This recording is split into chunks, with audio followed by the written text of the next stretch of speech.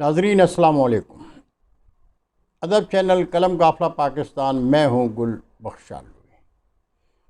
نظم بعنوان اہل قلم کے نام۔ سمجھ میں کچھ نہیں آتا یہ سوچا ہے،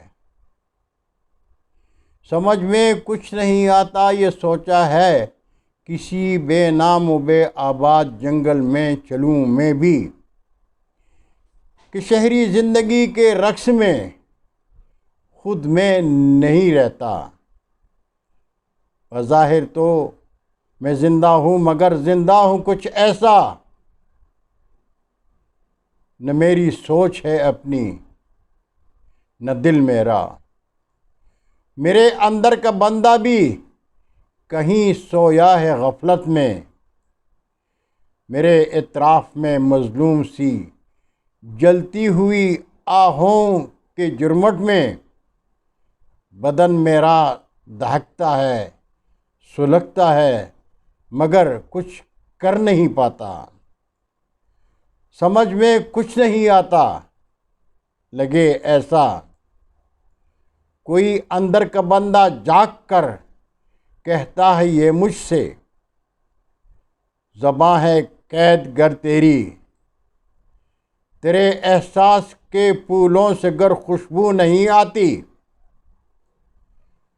تیرے اطراف میں پھیلے ہوئے خونی درندے ہیں، نقاب اوڑے ہوئے چہروں پہ نورانی شرافت کے،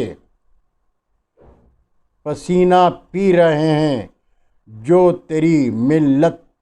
تیری مزدور ملت کا سیاست کھیلتے ہیں جو، سبھی مظلوم لاشوں پر نظام وقت کی آواز گونجی تھی فضاؤں میں، خیانت جن کا پیشہ ہے نہیں صادق مگر پھر بھی تم ان کے گیت گاتے ہو،